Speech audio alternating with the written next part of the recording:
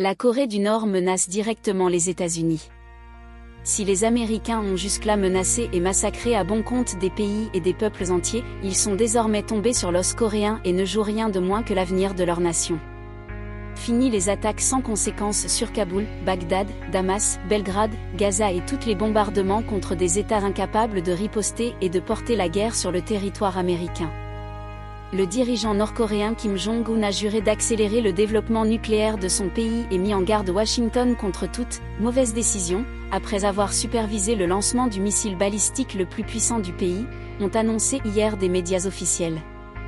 La Corée du Nord a procédé lundi à un tir de son missile Hwasong-18 de classe ICBM, intercontinental, le troisième effectué par le pays.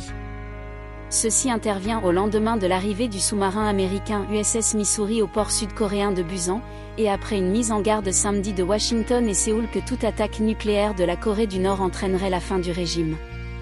Le dirigeant coréen a rétorqué, je cite, « Toute tentative des États-Unis contre le régime nord-coréen entraînerait une attaque qui enverrait les ennemis, États-Unis et la Corée du Sud, à l'âge de pierre. » Le dirigeant coréen, Kim Jong-un, a déclaré que le tir de lundi envoyait un « signal clair aux forces hostiles » et définissait de nouvelles tâches importantes pour le développement des forces nucléaires stratégiques de la Corée, selon l'agence de presse nord-coréenne KCNA.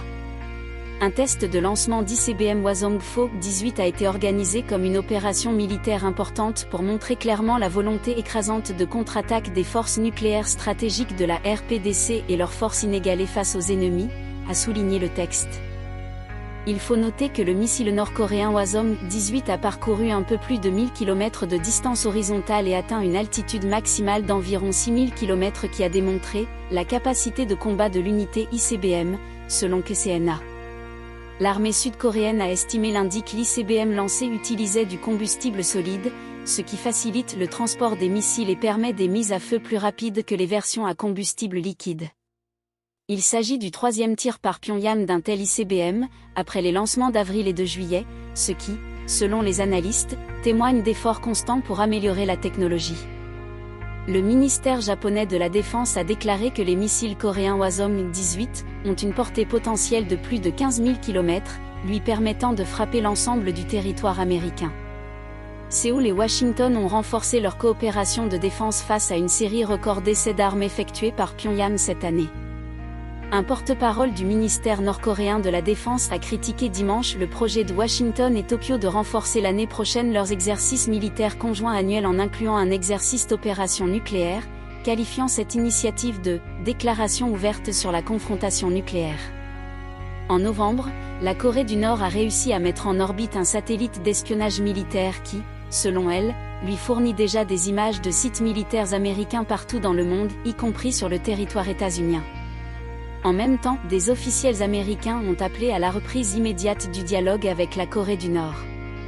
Ils ont compris que les États-Unis n'ont plus en face de l'Irak, la Palestine ou l'Afghanistan qu'ils peuvent détruire impunément et sans conséquence sur leur population.